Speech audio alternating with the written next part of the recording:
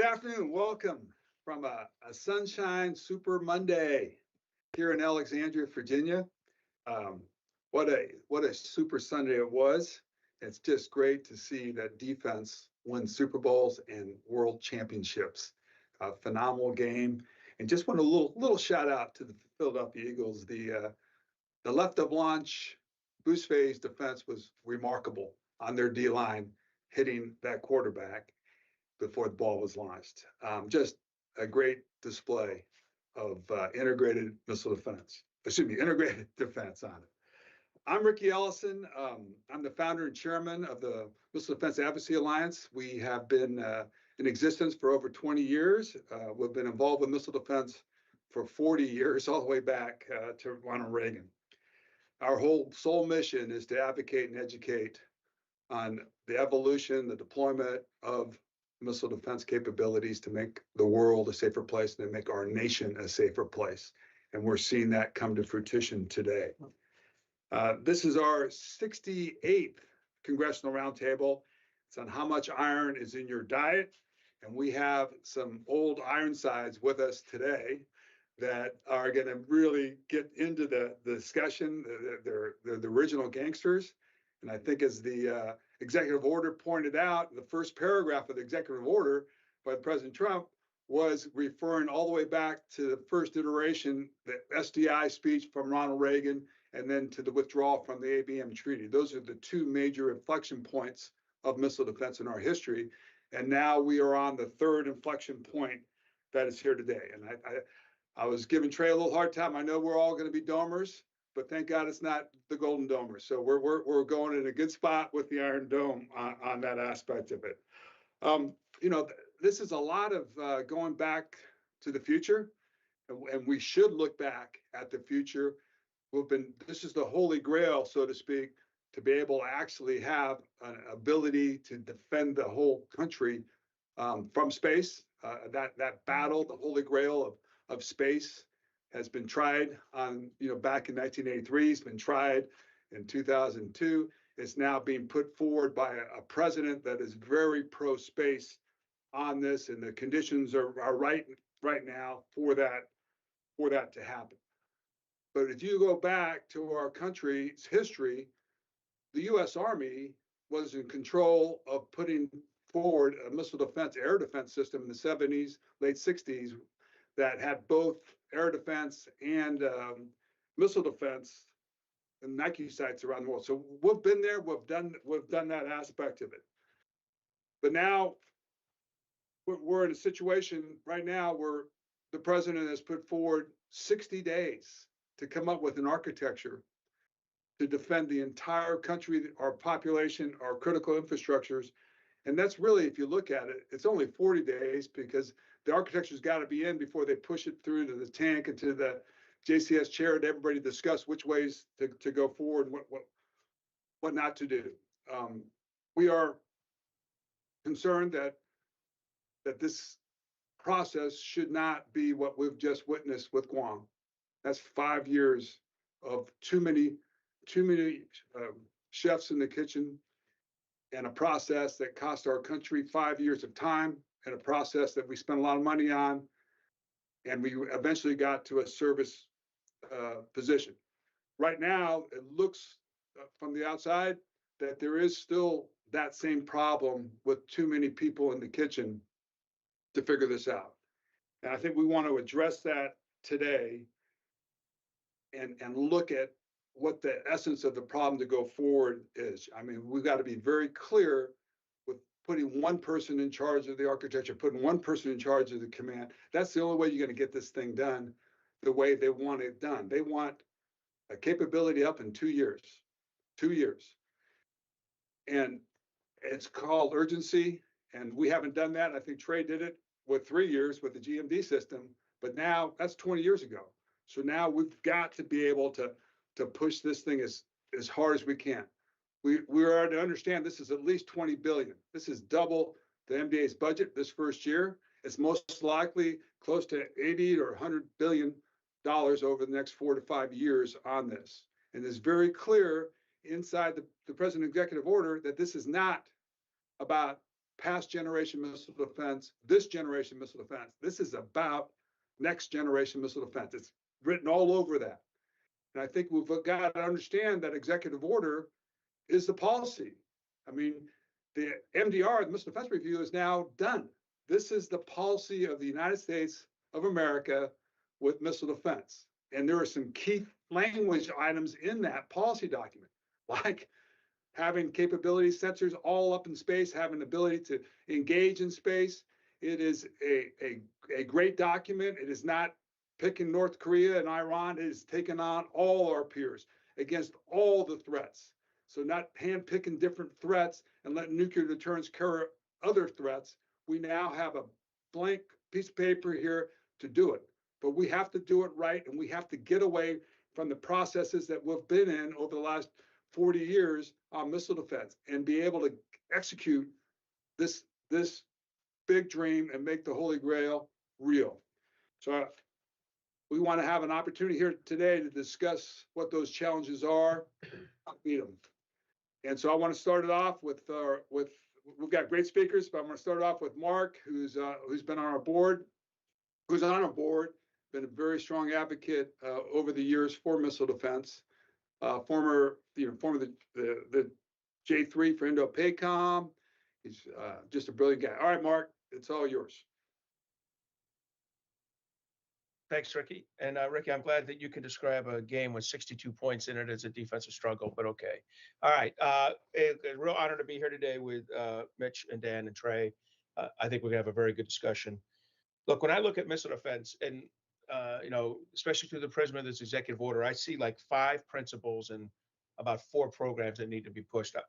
The first principle, and I think it's one that's captured well, and it's captured well in how MDAA talks about this, and NORTHCOM, the combatant commander that's most likely going to be tasked with this mission.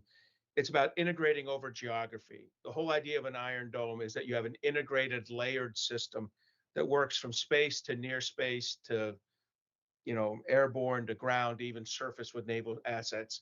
But you got to be integrated across there, which means we have to have a command and control situational awareness system, in my mind, that over time, is able to pass firing quality track data around seamlessly at the speed of data that allows detections to lead to decisions for launches and in-flight corrections. All the kind of thing we've been thinking about when we talk about JADC2, but which we have not seen enabled. So over time, we're going to have this integrated network that powers us across all those domains. So that's number one, integrated over geography. The second's integrated over time. And I like how MDAA talked about this with 4 epochs. Look, you cannot answer this question. There is not a question that's the right answer for 2029 or 2028, whenever you think the threat from China is the greatest. That's the same answer for 2035. So what you have to do is you have to think about the short term and think about the long term and see them as not disconnected from each other, but probably different solution sets, different systems are involved in those solutions. We're not going to build a system that we just iterate every 2 years and we're on SM3 block 6 when it's over, right? This needs to be one of those things where we think about what we need now, buy it, and we think about what we need 7, 8 years from now and develop it. And so that integrated over time is important. The third, and this is one where people may disagree with me, but I think you have to, only one person, one group can be the integrator. And to me, or the architect, I'm sorry. And to me, that architect is the Missile Defense Agency. And we proved I was right by proving the negative, which is we took this away from MDAA for the defense of Guam. And if I had asked my, at the time, 15-year-old daughter and 3 of her friends to cluster this up, they couldn't have done a worse job on the defense of Guam than what we got 4 years later. And that was because we pulled it from MDAA, the professionals, where the engineers are, where we pay a ton of money to do architecture. So just do it. Give this to give this Missile Defense Agency. If they need authorities to do it better, give them the authorities. Restore the authorities we gave them 19 years ago now, and then stripped away 4 years ago. Whatever the Missile Defense Agency director says he or she needs to execute this mission give them that, and then put them in charge as the architect of this. This architecture can't be run by operators and it can't be run by policymakers. It needs to be run by the professional missile defense engineers and thinkers that we have at MDA. And if we need to make the MDA director a 4-star to do that, I'm fine with that. I don't know that that's necessary, but if that's necessary, do it, whatever it takes.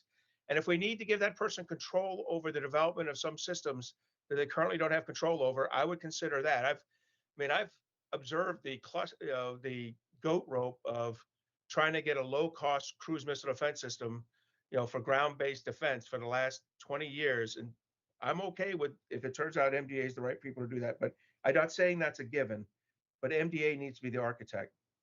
The fourth is clearly articulate Northcom as the commander.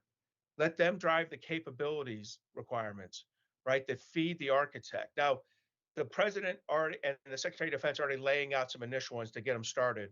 But over time, the ownership of that capability requirement needs to devolve to the warfighter who's assessing the adversary and developing a plan.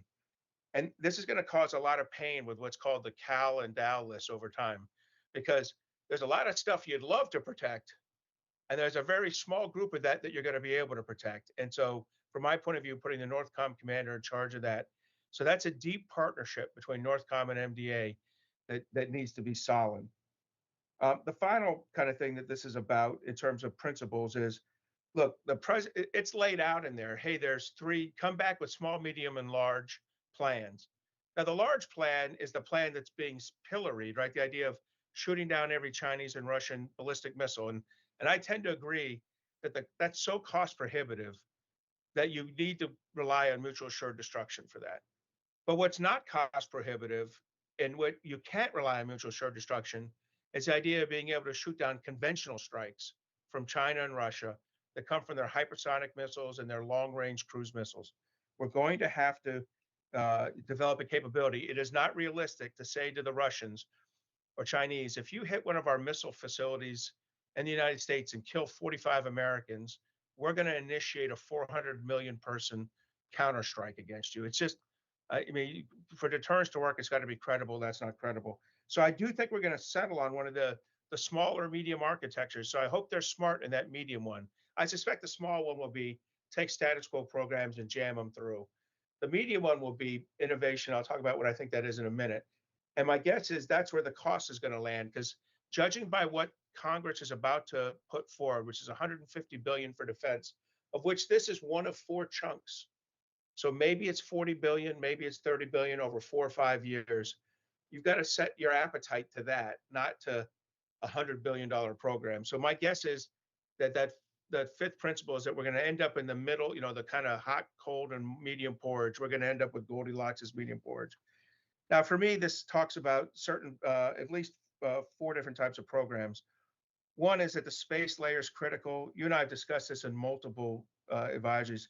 It's not just detection and tracking, which I think is a first and second epoch. In other words, in the next 2 to 4 years, we're going to see some of that.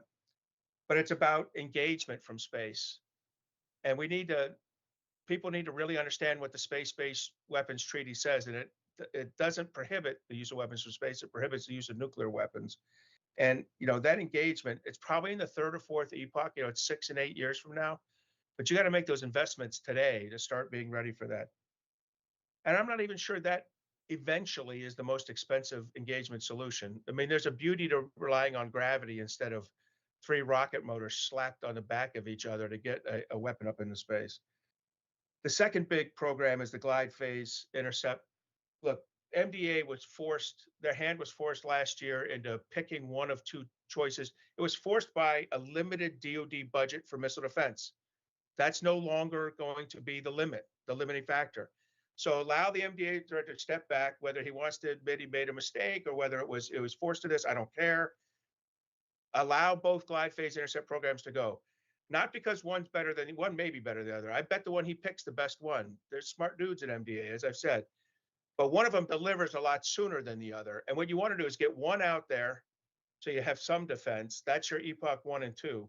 And then the longer, more beautiful, as the president would say, more beautiful, big glide phase intercept, you let that, you paid for that. And what you tell that company is, hey, the sooner you deliver, the more we buy of that, the less we buy of that other stuff, and the more we buy of your stuff. But let there be some competition in there and get both glide phase going. Plus, if we're going to build 5 offensive, I mean, we got Army, Navy, Air Force, you know, DARPA. I'm telling you, you know, offensive weapons. I bet Coast Guard would build one if they could figure it out.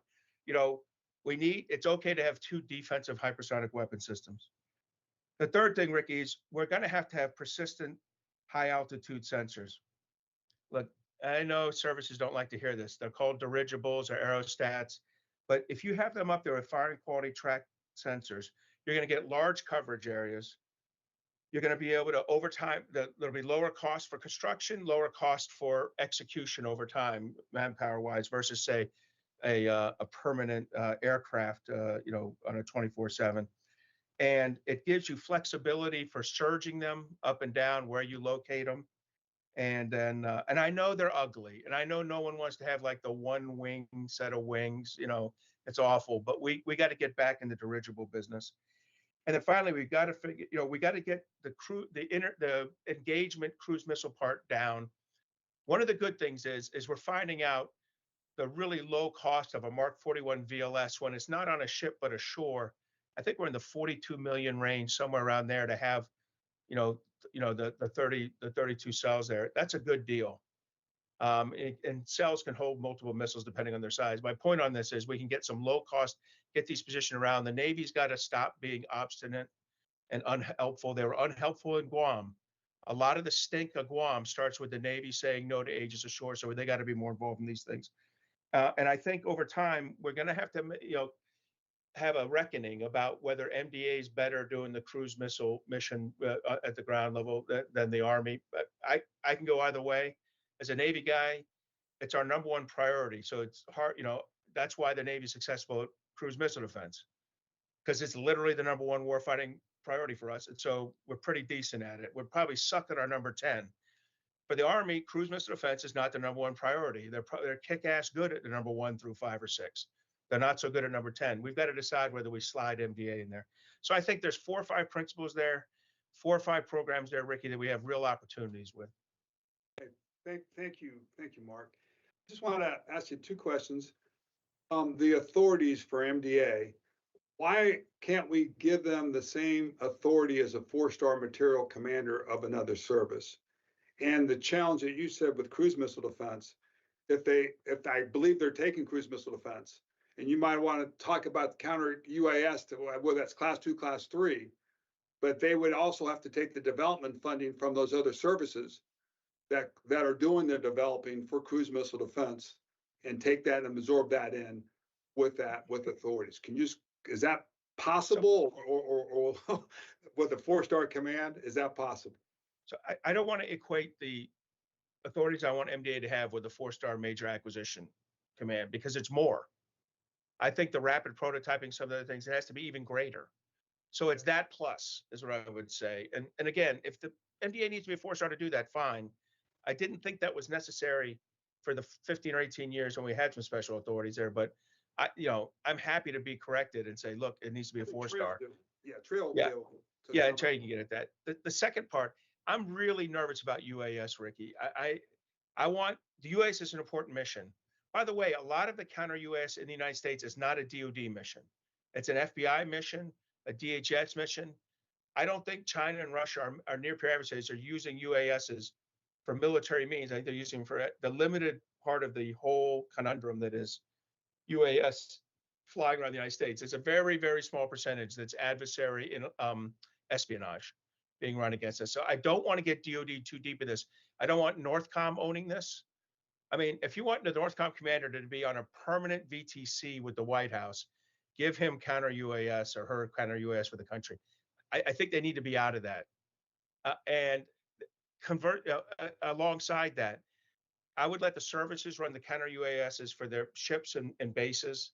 I'm okay with that. I don't think they're not doing great at it, but I don't think that's where the problem, the big screw ups are. I'm hesitant to give that to MDA. I think that's a bridge too far. Cruise missiles look a lot like, I think there's a lot of engagement similarity with cruise missiles, hypersonic missiles, ballistic missiles. There's a lot of carryover between SM2 and SM6 and SM3. I like put my Navy brain on it. So I would just say I'm much more comfortable with that than I am with the counter UAS. But worth discussing. Yeah. Last question. Give us who's challenging MDA for this. I mean, is it the Joint Staff? I mean, I know it is, but if Joint Staff JMDO is going to crawl out of the hole and screw this one up, someone needs to get that whack-a-mole thing out. Boom, boom, boom. I don't think CAPE will do it. I mean, I think we've had our experience where, supported by poor behavior, again, the Navy's poor behavior and not aggressively saying we can do Aegis ashore here. The Navy refused to do things. The Army kind of said it could do too much with the defense of Guam. And I think JMDO and CAPE exploited that to come up with a bad plan. And then once we have a plan with the military, we will aggressively execute that plan to success, no matter how long and how much it costs, except we actually didn't with defense of Guam. I would gently say 4 years later, we are barely better in our defense of Guam, and we've spent several billion, and we have almost nothing to show for it. So I'm hoping no one should. Missile Defense Agency. I mean, what part of who should architect missile defense isn't answered by the question Missile Defense Agency? They're the experts. If you're an engineer worth the damn in the system, you should be going to MDA to plan these. I'm excited about MDA owning this. Riki, I think that he's going to kick. The MDA commander has an opportunity here to have, to set the bar very high, because I think this is something they can do, and they're ready to do it. Hey, thanks, Mark. That was awesome. All right, I think we have I know the greatest and the best MDA director in the history of MDA, Trey Obering, because you had a presidential order, you executed that order, you put it on time and made it happen. That was 20 years ago. So we are very honored to have Trey with us. And Trey, thank you for helping, create MDAA with us. And the statue behind us at Vandenberg, that was huge. Those are great memories. You've changed our nation in the betterment with missile defense at your time. Trey, it's all yours. Thank you, Riki, and I really appreciate your kind words. I'll pay you later. So let me just give a little bit of background that I think sets really important context for this. So our current system that Riki mentioned that we started deploying in 2004, back when I was director, is really designed against limited attack from North Korea and Iranian attack from the East Coast direction. It is not designed for Russia or China. Our current space capability, just to remind everyone, is not designed to be able to support intercepts in space. It's only for alert and warning purposes. We do not have the ability to do what we call birth to death tracking with our current radar structures around the United States. We don't have the ability to cover what we call the boost ascent phase of a missile launch, which is where they're some of the most they're most vulnerable, I should say. It was certainly not designed to defend against any hypersonic threat. So going forward, I think what we have to do is we need the capability and the capacity to defeat anything and everything that a North Korea or Iran could throw at us. But we need the capability to defeat anything that Russia or China can throw at us, and enough capacity to make sure that we have continued strategic deterrence. And I'll talk about what that means. And I think really what's important is going forward we got to realize that missile defense is a critical, integral element of strategic deterrence. And that's something that we have to remind ourselves. Also, the current system that we fielded does not use modern commercial technologies, and I'll talk about some more what those are. I'm going to focus my remarks on the space-based layer piece of this, because that is the anchor tenet, that is the cornerstone of this entire construct of an Iron Dome for America. So in addition to what we currently have deployed in terms of terrestrial capability, we're talking about adding space-based interceptors / sensors, and they will be working in combination with a space-based mesh network transport layer, which is really a communications link. And you can think of that in terms of Starlink, Starshield, or what the Space Development Agency has been putting up here recently with their transport layer. And what this would consist of that would have a major impact is that we would deploy large dispersed constellations of very highly maneuverable small satellites. It would provide versatile options for detection, tracking, and interception of both current and future missile threats. Such a constellation is not easily countered or overwhelmed.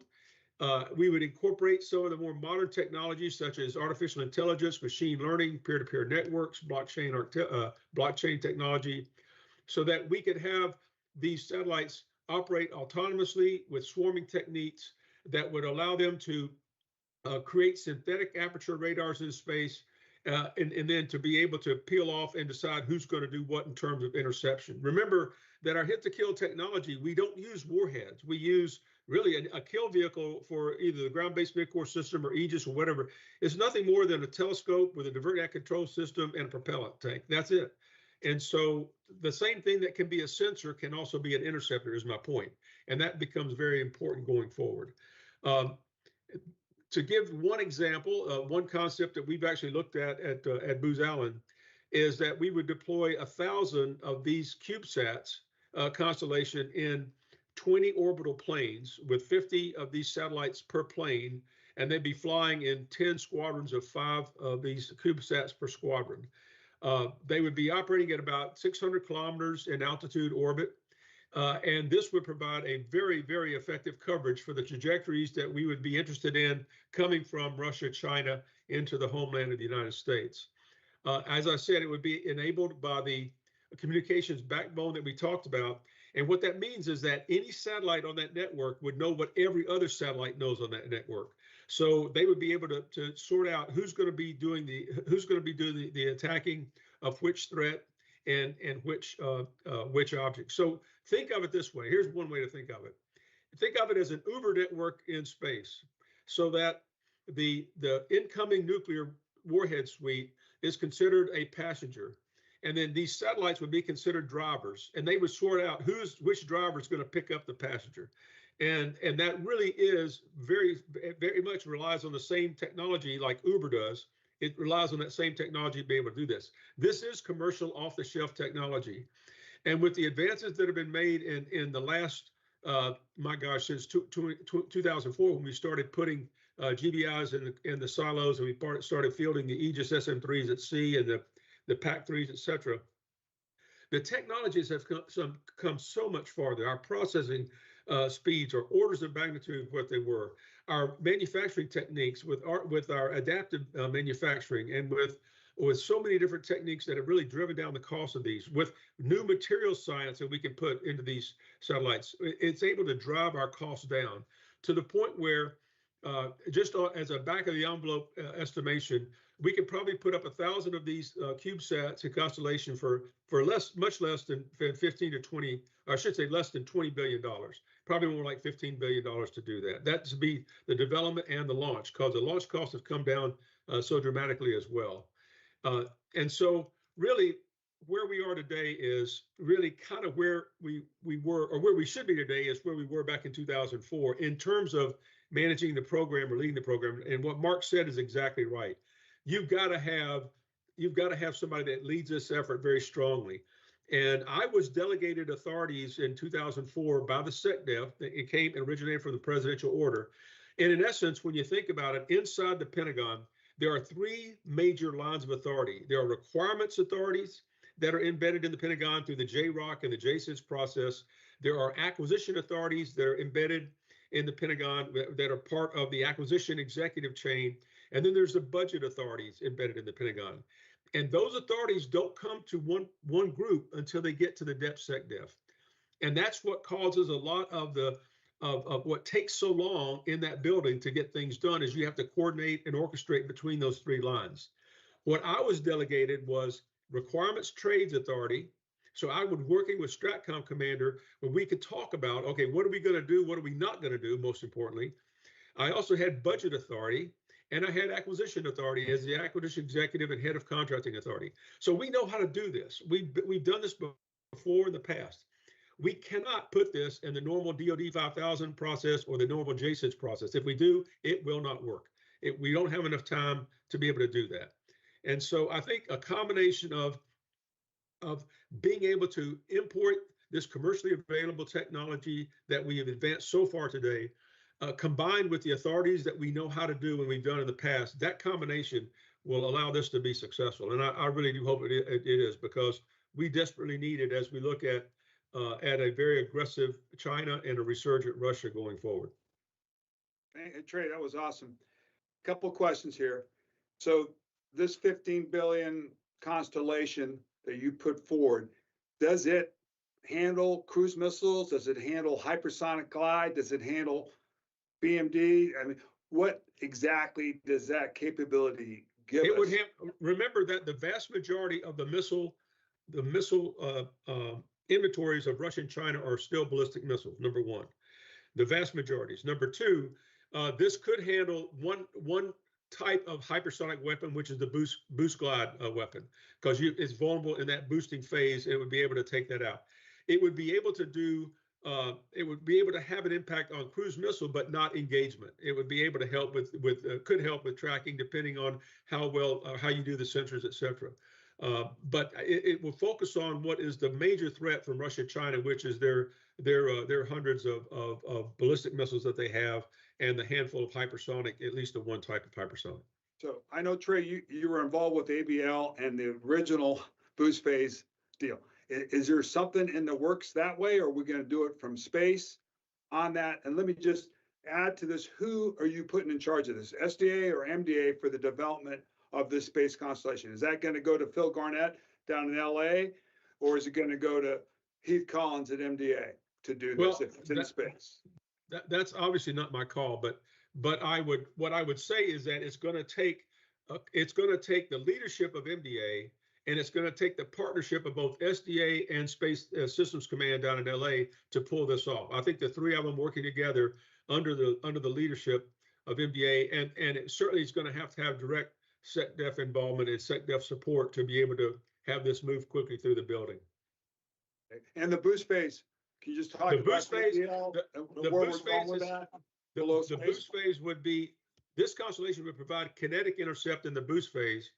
And what you're talking about, the non-kinetic effects like ABL, the lasers and directed energy, et cetera, that's something that we should invest in, because that's another area where there's been great strides in the technology to where we could use directed energy weapons that would be in space. And of course, space is the great place to use directed energy weapons, because you don't have the atmospheric interference that you do in the atmosphere. But Trey, on that one, you don't have the power to be able to, how do you power these things in space if you don't have the oxygen and all that to go forward? Are you talking about putting small nukes up there? What are you doing? No.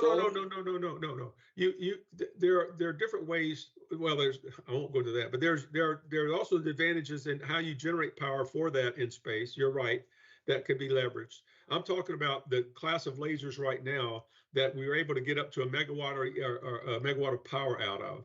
And to be able to size that for a space-based platform. We're on the verge of being able to do that and be able to take that and weaponize that. That's something that we have not had in the past. So Trey, the last question, can we get anything up there in 2 years or 4 years? What can we get up to do exactly what you said? I believe just if you remember, Riki, we started the ground-based mid-course program by putting a test bed in the ground. That's what we started. We had a test bed of 10 interceptors is what the first vision was.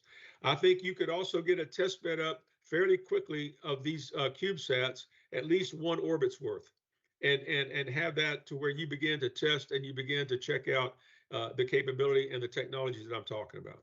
And that would include demonstrating intercepts in space? Yes, from that? yes. That test bed. Okay, great. That's awesome. I mean, really enlightening, Trey. Thank you for that. So we're going to our new iron. I mean, he's not an original gangster. He's just got out of the Army's lead position for Space and Missile Defense Command. Brilliant man, all the way back to the roots of Army air defense over the last 30 years. He's been on the cutting edge of it. So we're really welcome and glad to have Dan Karbler with us. Dan? Hey, thanks very much, Riki. Honored to be here. Really nice to be able to follow Mark and Trey in their discussions. A couple of things that I want to talk to with respect to what Mark and Trey talked about. So I'll take a little issue with Mark's comments about architect. Architect is a broad word. It's like integration, right? And it's defined a lot of different ways. But within the department, You got to look, there's 3 different architectures that get developed. You have the system architecture and technical architecture, which is, I totally agree with Mark. That is where MDA is well positioned. They are the experts. They have the engineers develop the system architecture and technical architecture. But the danger is, and this is a bit of the danger with what Senator Sullivan and Kramer have done, is if we just start throwing a bunch of hardware out there and think that we're going to develop this system and technical architecture without first establishing the operational architecture, which lays in the requirements, the information exchange requirements, what really needs to be done, it's akin to, hey, building a house, but we don't have any design plans. Hey, here's a sink, here's some doors, here's the cabinets, here's some piping, here's some HVAC, here's some wires. But if nobody laid out what the heck the house is supposed to look like, good luck putting together a house that's coherent, that's efficient, and that can actually, house a family together. So that's kind of the first thing. So we've got to make sure that operational architecture is laid in, and preceded to that would be an operational concept. And again, I'm not trying to get us beholden to JSIDs and the JROC and everything, but I do think that we have got to have an operational concept that would then drive what the architecture would look like. I'm going to also go back to the point that Mark made about OSD, CAPE, whole bunch of hands in the pie here and why things couldn't get done. And I totally agree with them. Let me use a current analogous situation that happened a few years ago with General Hyten. When he was the STRATCOM commander, I was the chief, and Secretary Mattis was Secretary of Defense. And this goes back to the invent of the NEC, the NC3 section within STRATCOM that helped really coalesce NC3. Prior to that, NC3, as Secretary Mattis said, was done by committee. You had entities from White House Communication Agency, WAMO, the services, the Air Force, STRATCOM, DISA. Everybody had their hands into NC3. Secretary Mattis looked at General Hyten and said, I cannot have this being done by committee anymore. It's got to be done by a commander in the field. And he said, John, I want you to take it on. General Hyten, who's the smartest guy around, said, well, Mr. Secretary, I can't do that. I don't have the budget and I don't have the authorities to do that. And lo and behold, the next day, akin to the 2002 Rumsfeld memo for BMDS, Secretary Mattis published a memorandum that gave STRATCOM the authority to run NC3, to include having ANS subordinate to STRATCOM for NC3 acquisition. So we've got to make sure that those authorities, those similar authorities, would be laid into for Iron Dome for America. So what I would postulate is that you really have to have 2 entities. You've got to have an Iron Dome for America commanding entity, and then you've got to have the architect, the acquisition side of this, which would be MDA. And I would say that Northcom is well positioned to be the Iron Dome for America commander, but they don't have the staff to do it. Northcom would have to be significantly beefed up, or maybe subordinated to the Northcom commander because they've got homeland, they've got all North America with a lot of different things going on. Maybe there is a Iron Dome for America commander that's established. Another piece that we have to keep in mind, and Trey touched on all the space aspects of it, is the COCOM, who has Trans-Regional Missile Defense Authority, is Space Command. And so Space Command is going to play a role in this, and I think actually having some of those Trans-Regional Missile Defense authorities up under Space Command makes sense because they own space. That's their AO, and so any of these space-enabled effects that come out of there are going to have to be tightly coordinated with the Spacecom commander, and then really the supported commander, the Iron Dome for America commander, who could or couldn't be the Northcom commander. I want to touch on elevated sensors. We talked about elevated sensors just a little bit too. We don't need to do any more studies for the need for elevated sensors. When JLENS was established and tested, passed the JROC, the operational architecture that included JLENS was a critical component for the operational architecture for air and missile defense. It went through the JROC, it went through the requirements, it went through the AOA. It, high and above any other capabilities provided what we needed for persistent, elevated netted sensing capabilities that could see low radar cross-section, low altitude and apathy earth flying objects. Unfortunate that the tether broke and that we shut down the JLENS program. I would tell you, we have to get over our modernization embarrassment about JLENS and move out with it. And this might sound just a little crude, but we've killed a lot of test pilots testing out aircraft, but we didn't stop developing the aircraft. We kept going after what we knew what the requirement was. So I would say for part of what we need for Iron Dome for America, which is an elevated sensor, which can get after those cruise missiles that could be launched over the poles. They could be air launched, they could be sea launched, they could be launched from container ships, what have you. We need to be able to have that persistent elevated netted sensor capability. So let me, so there's another piece of this. Who's going to man this system? So huge fights within the services about Aegis Ashore. Mark said, the Navy walked away, pushed away. Defense of Guam, pushed away. By the way, Defense of Guam, how it was screwed up? Because we deviated from the way that we do business in the military. Do we have a defense of Bahrain? Do we have a defense of Poland? Do we have a defense of United Arab Emirates? Do we have a defense of Qatar? No, we don't. We have an area air defense commander who, with their Army Air Missile Defense Commander, sits down and develops the prioritized defended asset list, figure out what can be defended, what assets does he or she have, and then we put them against that prioritized defended asset list and we defend it. But for some reason, for the defense of Guam, we decided to do it differently. And I would say that that two people are to fault at that. The Indo-PACOM commander at the time and PACAF commander. They should have stood up and said, hey, this is my job. CAPE, we don't need you. OSD, we don't need you. We're going to do defense of Guam and we're going to get knocked out. I think that they were both negligent in their duties in taking over responsibilities for the defense of Guam. We can't allow that to happen here with Iron Dome for America. It's got to be that single command entity. So give me an opportunity here to maybe just lay out some thoughts here that I wrote down, some definitions, because we're throwing around Iron Dome for America. We could. So Karbler recommend this.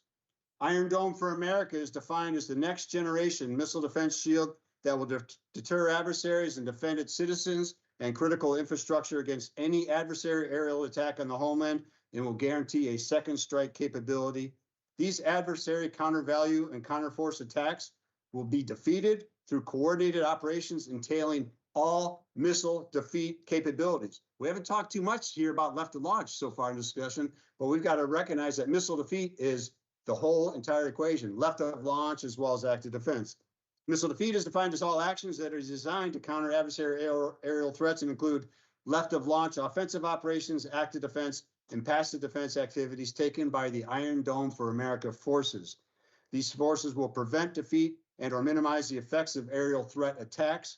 Iron Dome for America must account for and combine air and missile defense capabilities from the theater to the homeland. We cannot just leave this as an isolated little America's in its own cocoon, because we've got to remember that these threats emanate from somewhere else, from some other COCOM's battle space. That COCOM needs to be aware and be a supporting commander to the Iron Dome for America commander. So here's a couple of must-dos. Homeland defense is the #1 priority, and resources will be allocated and dedicated accordingly. The prioritized defended asset list, the PDAL, will culminate a highly collaborative planning process among Iron Dome for America participants, both military and civilian, across the whole of government, resulting in an agreed upon framework and policy for utilization of Iron Dome for America resources for protection of assets. The asymmetric deployment of adversary threat capabilities will require non-PDAL employment solutions. You may have a container ship that we know has got a cruise missile on it from the adversary, and it may launch off the coast, but not against a PDAL asset. But we better go get something down there to go counter that. Could be an F-15 just going ahead and taking that ship out or something. But it may not always be PDAL related for us to take out these adversary threats. This is a big one here. A collaborative intelligence gathering, assessment, and dissemination process will provide all Iron Dome for America decision makers, forces, and participants with timely and pertinent intelligence. Iron Dome for America missionary will fall under the command of a single entity. At some point during the conduct of the Iron Dome for America mission, based on time, geography, and threat capability, the mission area will require separation of command entities into missile defense and defense against air-breathing threats. Artificial intelligence, human-machine interface, machine learning, and other advanced and innovative technologies will enable a highly collaborative, timely, and secure environment to support planning, execution, command and control, and sustainment among Iron Dome for America forces and participants. The single integrated air picture and common air surveillance picture will provide Iron Dome for America forces and participants situational awareness through robust surveillance and fire control quality tracking capability. This will include space assets, high altitude assets, elevated netted sensors, and terrestrial sensors linked through an AI-enabled integrated air and missile defense battle command system. So that's how Karbler would do it if I was in charge. The last piece is, how do we man this? I was going to get that earlier. We've got to look at how we man our current GMD system up in Alaska and Colorado. We have done a good job using the Alaska National Guard, Colorado National Guard, California National Guard to help man these systems. We got it figured out. I would propose that we have to repurpose our National Guard forces in the Army and look at repurposing the infantry or battalion or infantry battalions, armored battalions, whatever we might have in the periphery of the United States in our National Guard, Army National Guard forces, and look at repurposing them into being Iron Dome for America forces. We have the model. We've done it in Alaska and Colorado and California. And I think with the right willpower, guides, and policies, we can do it again. So subject to any of your questions, Riki, that's what I got here. Okay, great. Thanks, Dan. I want to go back on a couple things here with you. I completely agree that the Air Force and Navy pulled out because they didn't want to pay for this. And this may be the same thing that may happen here because people are more worried about the money going out of the service to pay for this and stay out of it. So I compliment you on recognizing that. And I 100% believe the National Guard owns this mission, 100%. And we got to get over those thoughts that they're not good enough, not smart enough, or not qualified enough. We've got to train them, whether it's going to be whatever the systems are, we got to make that happen. And each of these states on the border, certainly, they're going to invest in this. This is something very positive for them. So 2 questions. First off, who is going to be the operational program architecture? I love that. It's not MDAA because they're not the warfighter. Who's that? What organization is going to do that to actually know the operations to be able to produce an architecture that fits with the technical architecture? Yeah, so my first thought would be the NORTHCOM commander. And again, if that's too big a lift for the NORTHCOM commander, I think we've got to augment his staff and perhaps give him a 3-star who is the Iron Dome for American commander. Or, because too often the NORTHCOM commanders, NORTHCOM, NORAD, they're dual-hatted. Some are going to have a break there. The NORTHCOM commander's got a full job jar already. We've got to create an Iron Dome for America commander. By the way, Riki, let me go back to what you talked about, the funding, and Trey can talk about this a little bit too. One of the things in the 2002 Rumsfeld memo that never got followed, and it irritated the services, particularly the Army, there was a provision in there that OMB was to develop a special budget process to allow the transfer of elements of the BMDS to the services. And because that special funding process and however that was going to be defined, increasing service total is what we were kind of looking for. We have actually never held OMB's feet to the fire on that. And that's why forever we've always had these challenges with transition transfer of elements to the services, because there's never been a special budget process put in there to support the services. Instead, it's always been, well, let me rip toll away from MDA, or I'm not doing it if I don't get toll from the Navy or from the Air Force or from the Army to support it. So I just wanted to address that little part of the budget that you talked about. And I see that Trey just chimed in here. Hey, just real quick, just last question, right? Last question. This is what you do for a living. So you're suggesting the AAMDC, the 263rd, conceptually be in charge of operating and doing the missile defense for our country. No, Right now, no. right now, if we had to defend this country, we would certainly pull 2 Aegis ships on each side of the coast right now.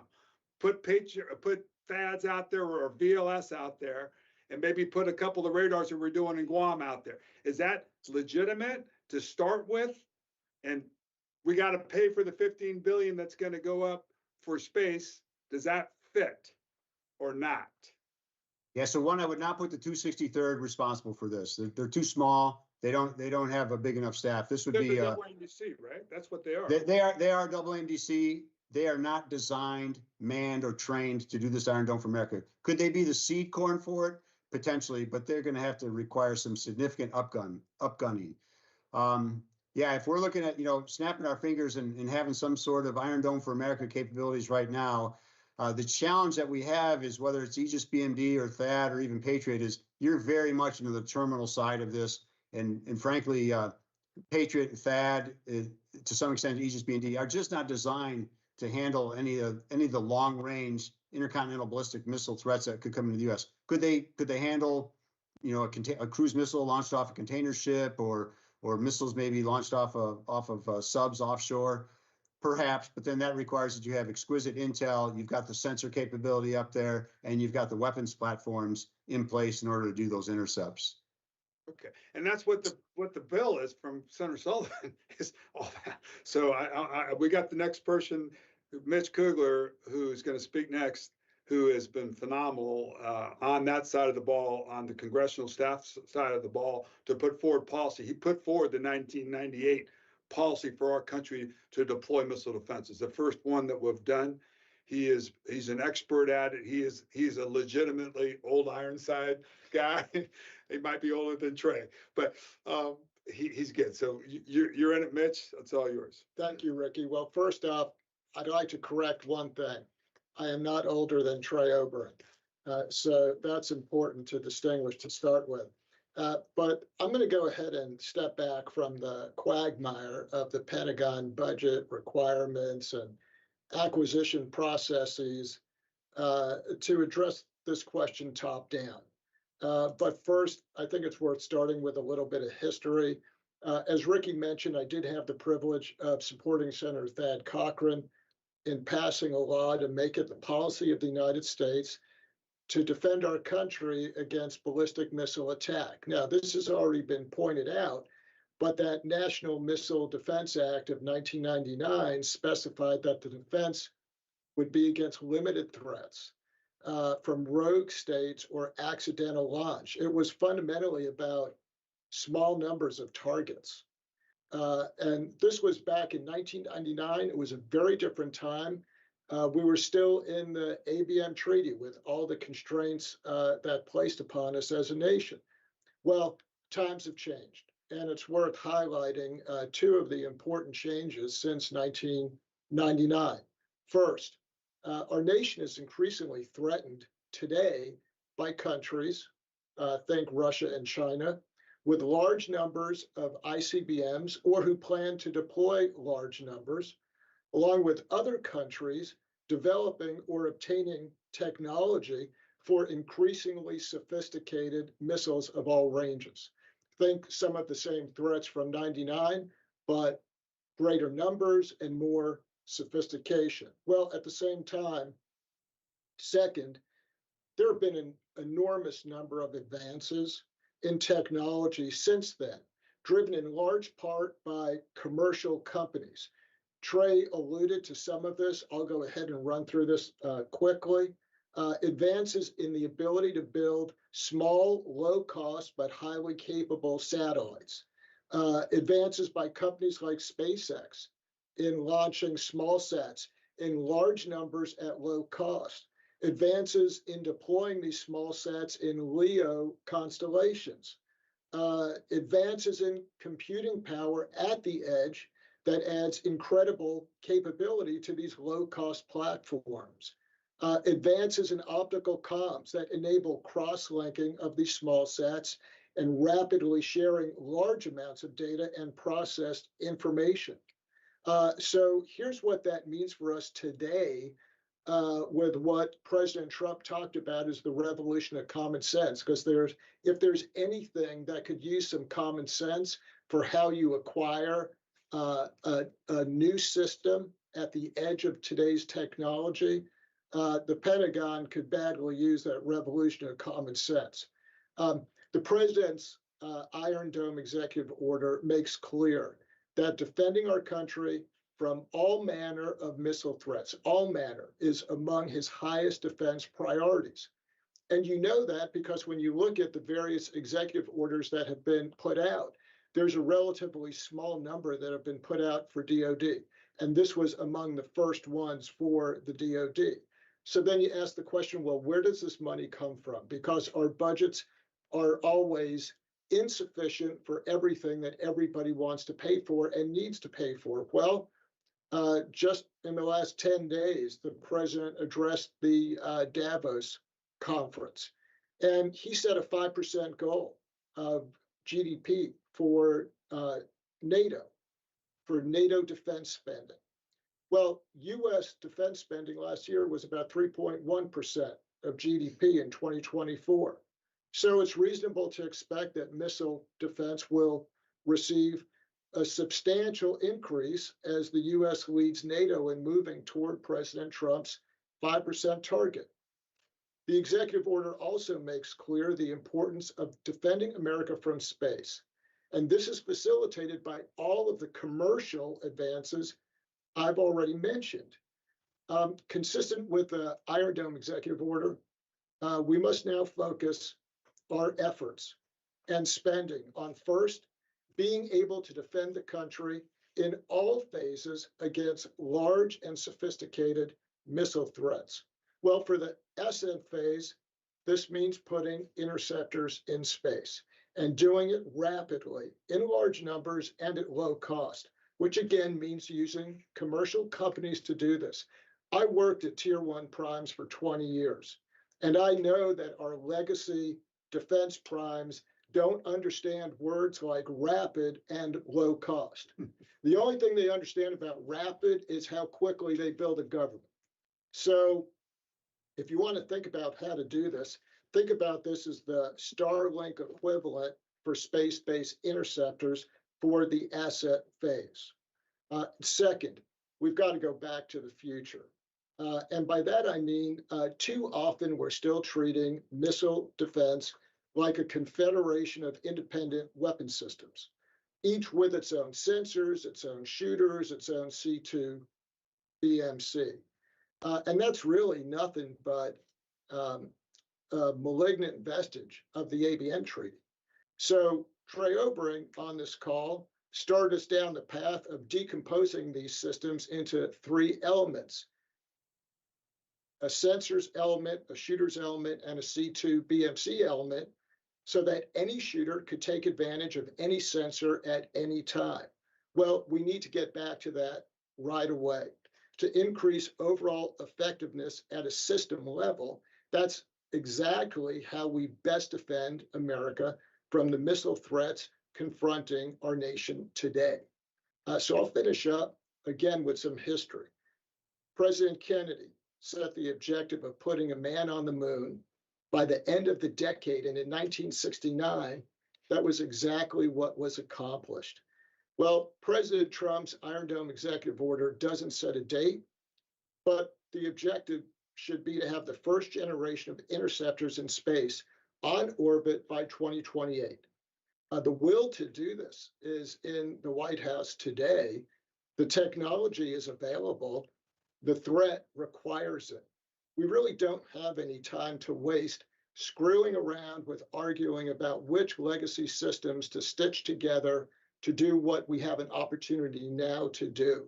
So truly, it's up to President Trump's political appointees in this administration to push this forward and push it forward rapidly. Riki, thank you. And Mitch, great explanation on this. First off, is there anything that's preventing us to do this? Because I assume, and straighten me out, the MDR is no longer valid because we got these new policy restrictions. So back in the day, you'd have all the debate about, is this clear? And is there anything else that needs to be clear policy-wise to go forward with what we're discussing? Well, Pentagon processes prevent us from doing anything quickly. You've heard the other folks who have talked here talk about the different threads that have to be pulled together, and those can't be ignored. And the role of Congress in the budgeting process, appropriating process cannot be ignored. But there's a lot to be said for clarity. And there's a lot to be said for making sure that we don't have so many different priorities that we wind up with no priorities. So this is where the president's executive order, in my view, is very clear. My shorthand for that executive order is defend America and go to space. So all of these other things, they're very interesting. They're very important. We could spend money on things that are already being made all day and all night. And I'm not suggesting that some of that spending or a lot of that spending isn't important, but we need to set a priority. We need to say the priority is putting interceptors in space. And then we need to focus on that relentlessly. Think about the first satellite system the United States had, Corona. There were roughly 150 satellites put in space. Not a single one was the same as any other. 150 different spacecraft. Well, we don't have to put up the truly objective system here with the very first space-based interceptor platform that we put up. And we're seeing with Starlink, that's not the way that SpaceX is doing Starlink. Yeah. So we need to take advantage of what we're seeing on the commercial side, which knows how to move a hell of a lot faster than anything we've ever seen at a DoD. Okay. Mitch, how does U.S. Congress help this process, not hinder it? How do they help get this thing up and running when space doesn't seem to have a state to have its own interests, so we can move this thing as fast as possible? It's fair to say that there are a lot of members of the House and Senate who look at solving a problem based first upon what that means for employment in their states. But I worked in the Senate for 10 years, and I saw a lot of senators, Thad Cochran, John Kyle, Coverdale, lots of others, who did not look at what made most sense on this issue as a function of employment numbers in their states. Do we have that kind of leadership today? We sure do. We have plenty of people who will look at it. And look, as you look at things, you can always say life would always be better without friction, but friction is a fact of life, right? The best. Friction is a fact of life. Well, in Congress, there are other facts of lives that you have to account for, and there are parochial interests, and you have to address them. But those don't have to become, in this case, what is the overwhelming highest priority in order to achieve the outcome that President Trump laid out very, very clearly in his executive order. And Mitch, I would say to you and to the group here that 60 days is March. And that vision of going to space is going to have to be by the president to the American public in a way on what he's able to do in the rest of the time frame in the 2 years, and building this legacy forward. So I appreciate the remarks. Sure. I'm gonna just follow up because I think, Trey, you had some. We're gonna have a couple more minutes, and then Mitch will take questions. But Trey, I want you to follow up with Dan Karbler's remarks. I know there was some exchanges there that I thought that you could reflect on. Riki, you talking about his remarks about the authorities and about the operational architecture, that type of thing? Yes. Because give it a perspective. I mean, Dan laid out a very good case. So again, kind of going back to the future, back in 2004, we were very, very closely linked with Stratcom Commander in terms of laying out and with Northcom to try to develop what the operational concepts were going to be for the GMD system itself, for example. and also on determining what were going to be the priorities for the various stages that we took the system through. We initially deployed a capability against North Korea. Then we turned our attention to being able to upgrade the radar in Thule, Greenland to be able to handle Iran. Did you have an operational architecture for that?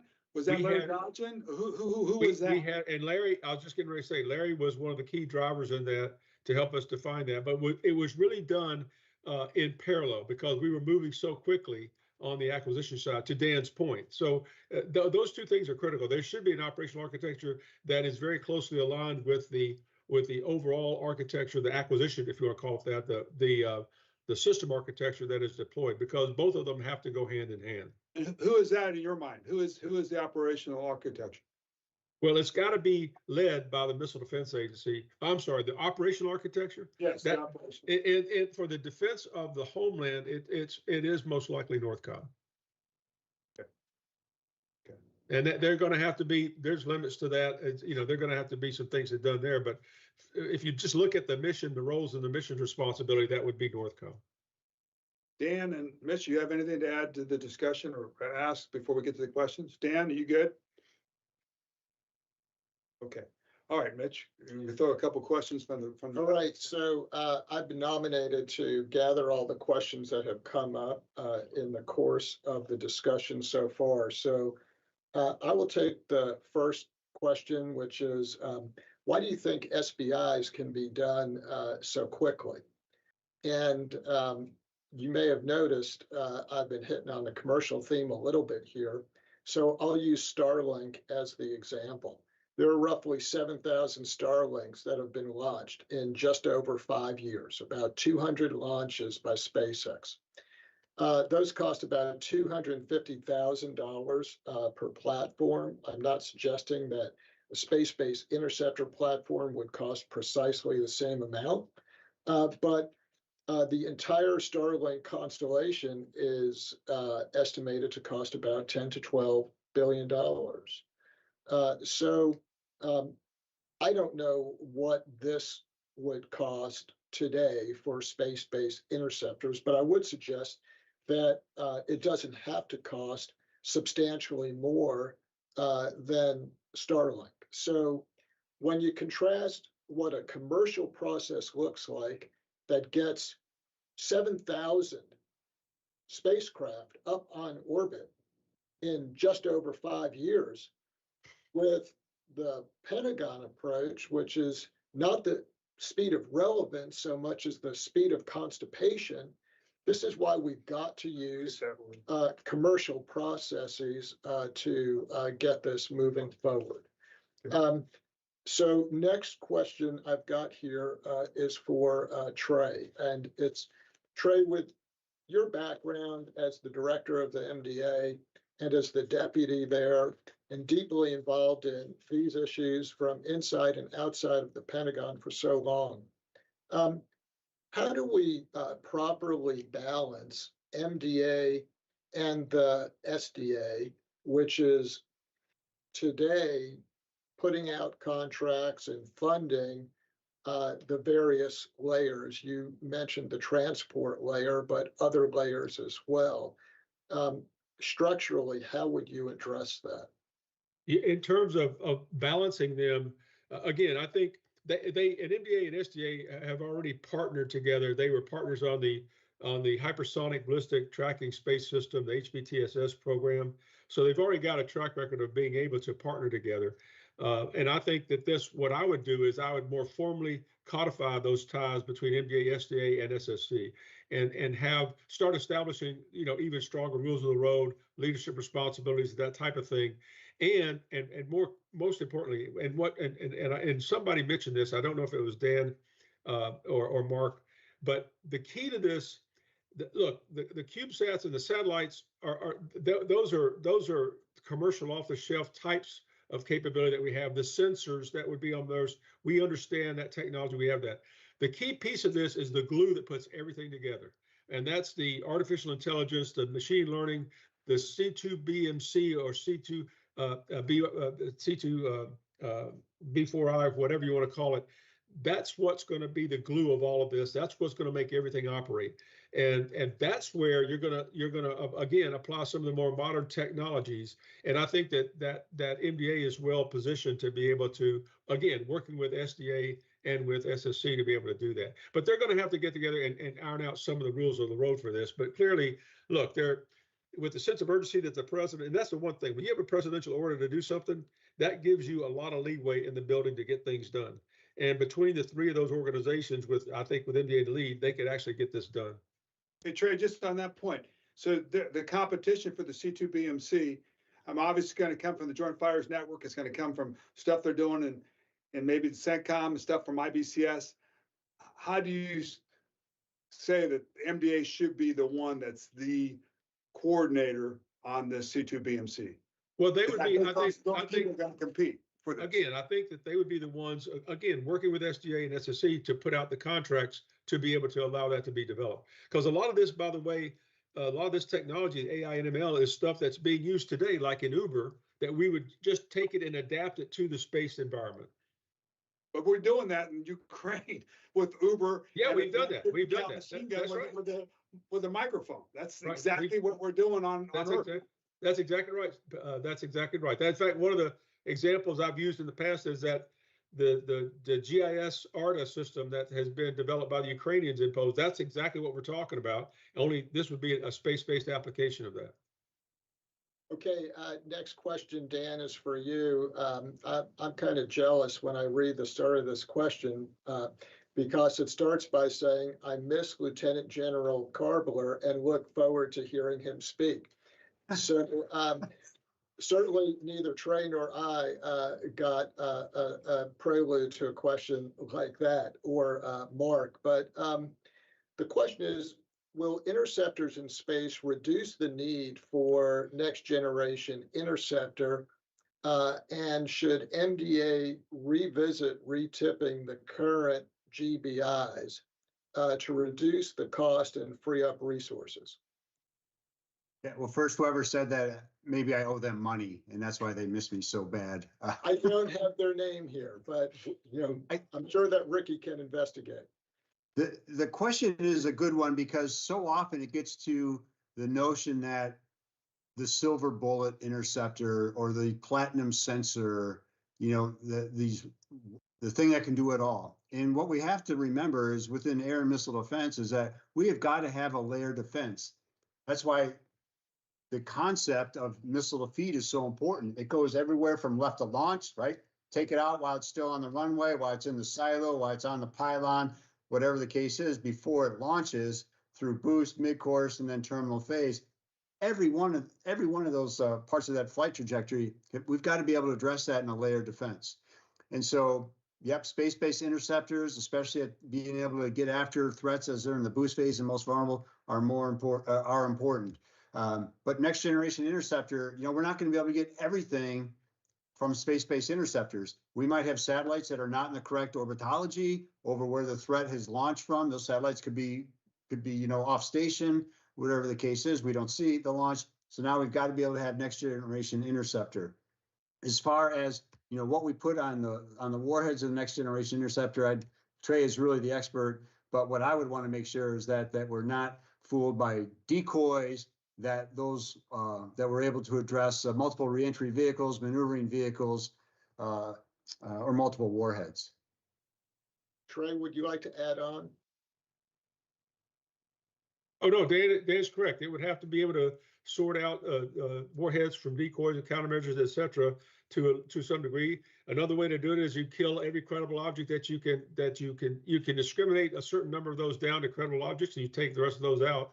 Instead of having the rifle bullet that we have today with GBI or with THAAD or PAC-3, we have to come up with more of the shotgun approach where we have multiple kill vehicles to be able to take out multiple credible objects. And that's part of what, one thing we've learned in our program is that it does not take a lot of mass from a kill vehicle interceptor to be lethal. So these CubeSats can be very lethal against these warhead suites. And so we can. And you don't have to. This is something else that's important. You don't have to destroy every single missile. You don't have to have the ability to destroy every single missile, everything they throw at you. What you have to have is to be able to take out enough of their attacking force that will put a question in their minds as to whether they will be successful at all. And that's what's the key behind the strategic deterrent piece of this. You know, sometimes, and I'll just add, supporters of MD are our own worst enemies, in the sense of people picking a favorite system and loving that to the exclusion of other systems. Here, the fact is, well, in my view, a space-based interceptor layer makes the ground-based interceptor generic that much more important, because anything that gets through SBIs has got to be caught by that next filter. And that next filter in mid-courses is going to be our current GBIs and upgraded GBIs, whatever they're called, whenever they show up. And then below that, the next filter could be SM3 1B, 2A, or maybe we go back and say, let's turn the 2B program back on again that President Obama canceled those years ago. But it's not one system to the exclusion of all others. And that's one of the things that I believe that all supporters of doing what President Trump is trying to achieve here need to keep in mind. Riki, we run a little bit long, so I'll turn it over to you. Yeah, one question here, because you're talking about intercepts in space. You're talking about debris fallout. So we got to understand what that is and what the effects of that is on constellations of current satellites. I mean, that's the fear.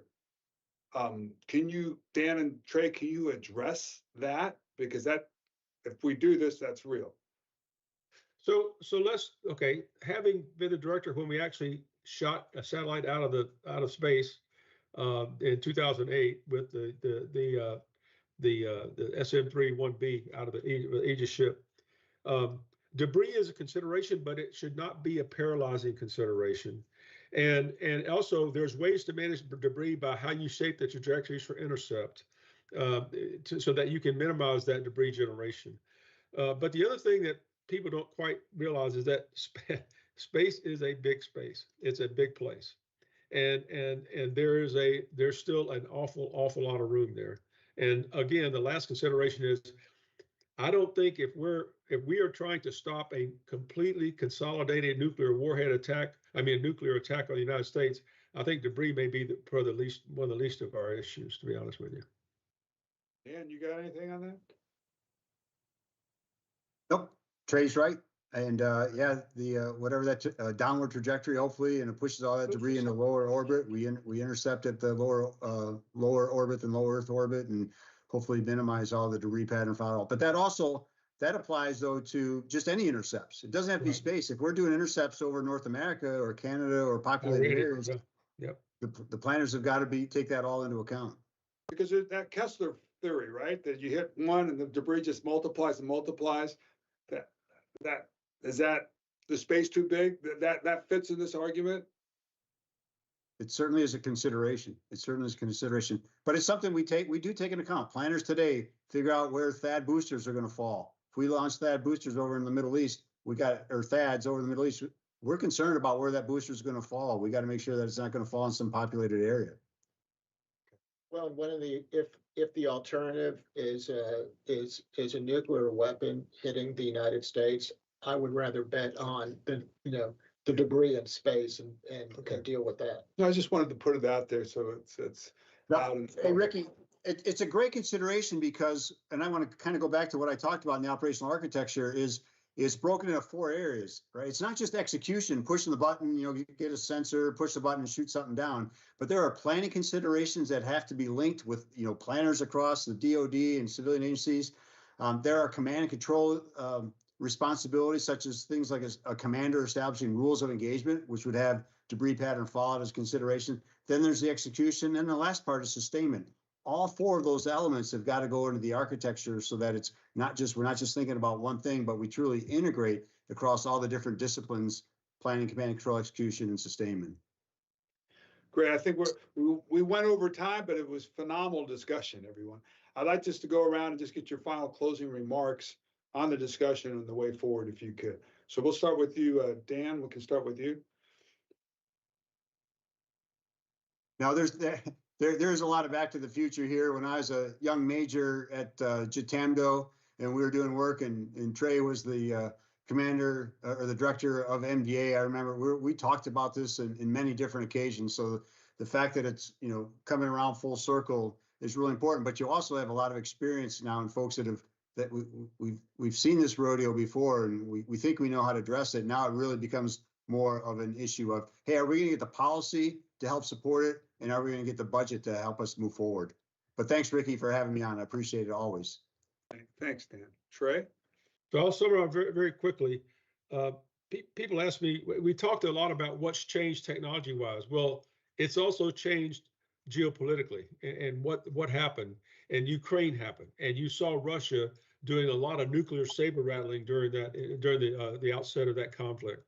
And it really got a lot of Americans' attention, and it turned them to the government to say, are you protecting us from that kind of threat? So I think that is part of what has really changed. And then the aggression that we see coming out of China and how they're trying to populate some of their strategic forces. So there is an urgency here that we have to address. The good news is we've got the technology. We've got the resources, for God's sakes. I mean, we spent $30 billion thereabouts to put 44 interceptors in between Alaska and California, $30 billion. And we spent over time about $52 billion on that program. So we're talking about a lot less money now to get 1,000 interceptors on orbit combined with our terrestrial capabilities. So we have the opportunity. We have the resources. What we need is the will and the leadership to go do this. I think President Trump is providing that. And now the impetus is on the department to show that they can take those orders and move out smartly. Thank you, Trey. Mitch? Riki, I would just finish up by saying that the history of the development of MD programs has been about moving in a very deliberate manner to understand exactly what you want the objective system to look like before you really get into the development process, and by and large to develop towards that objective system. And you can do that if you want to take a lot of time. There's an alternative available to us here today. And the alternative is to put up what you can put up to give you an initial capability, even if it's only some small fraction or reasonable fraction of what that objective capability will look like. And then just continue to improve that over time. Because when you can go ahead and launch 30, 50, 60 of these satellites at a pop, you can be constantly improving what you've got. And it would really be a shame if all of us, all supporters of MD, fail to recognize that time always works against us. Trey's point on the threat of China and Russia and others, time works against us. Politically, time works against us. You can never be guaranteed that the next president will support a capability as much as the current one does. And what we're seeing from President Trump in supporting the kind of true next generation capabilities, we have to take advantage of that support now and not screw around with studying this to death for 3.5 years. Thank you. Gotcha. That's right. Hey, we're in the perfect moment. This is a historical shift on missile defense. We've got less than 60 days. And as you heard the discussion today by all of you, there are some major issues on the processing, the timing, the politics of this, that this answer may not be good enough for the president. I mean, you got to look into this and to redo it, because there are critical things here that have to generationally change in the way we acquire, test, and develop. That's being put on the table now. And we've got to take risk. And I think we're right now in that feeling place where we're getting too many people involved with this thing and made it over complex. And I'm afraid that if that goes forward and they get rejected, then we're another 60 days, another 90 days are going to go forward. So this is a critical time to do this. And I'm going to take a quote. I'm also believe that this president and this administration is space first. And if you're not first, you're last. And this is going to be a driver on everything on this program. Great discussion. We covered the breadth of it right now. It's just phenomenal. So I want to thank Trey, Dan, Mark, Mitch, just a phenomenal discussion. Thank you. Thank you, guys. Yeah, thank you.